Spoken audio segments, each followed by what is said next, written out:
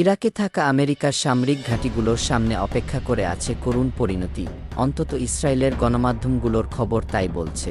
একদিন আগেই ইসরায়েলি গণমাধ্যমগুলো জানায় লেবাননে হাজারো অস্ত্র পাঠাচ্ছে আয়াতুল্লাহ খামিনির দেশটি। এর মধ্যেই এসেছে আরও এক খবর, ইরাকের প্রতিরোধ যোদ্ধাদের কাছে দূরপাল্লার শক্তিশালী মিসাইল সরবরাহ করছে ইরান।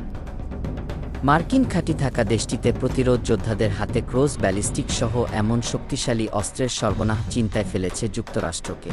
দূরপাল্লার এসব মিসাইল চুরমার করে দিতে পারে নেতানিয়াহুর দেশটিকে, সেই সাথে অতি সহজেই ইরাকের আমেরিকান ঘাঁটিও উড়িয়ে দিতে পারবে এসব মিসাইল।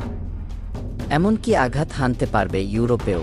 টাইমস অফ ইসরায়েল বলছে, গেল কয়েক সপ্তাহে ইরাকের ইসলামী প্রতিরোধ গোষ্ঠীর কাছে পৌঁছে গেছে ইরানের দূরপাল্লার বহু ক্ষেপণাস্ত্র।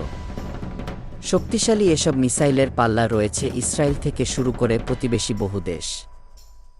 কয়েকদিন ধরেই নেতানিয়াহুর প্রশাসন বলছিল ইরাকের ইসলামী প্রতিরোধ যোদ্ধারা নিজেদের অস্ত্র ত্যাগ করে যুক্তরাষ্ট্রের সাথে সমঝোতায় যেতে পারে। এর মধ্যেই এমন এক বিস্ফোরক বার্তা ইসরায়েলের সব মিথ্য ফাঁস করে দেওয়ায় শুরু হয়েছে সমালোচনা। ইরাকের ইসলামিক রেভলিউশনারি গার্ড কর্পসের হাতে পৌঁছেছে ইরানের পাঠানো সারফেস টু সারফেস মিসাইল, যার পাল্লা ইউরোপ পর্যন্ত আঘাত আনতে সক্ষম। এছাড়াও স্বল্প পাল্লার কোচ ক্রুজ এবং জামাল ব্যালিস্টিক মিসাইলও রয়েছে। ইরান ইরাক সীমান্তের গোয়েন্দা তথ্যের ভিত্তিতে আন্তর্জাতিক সংস্থাগুলো এমন তথ্য নিশ্চিত করেছে।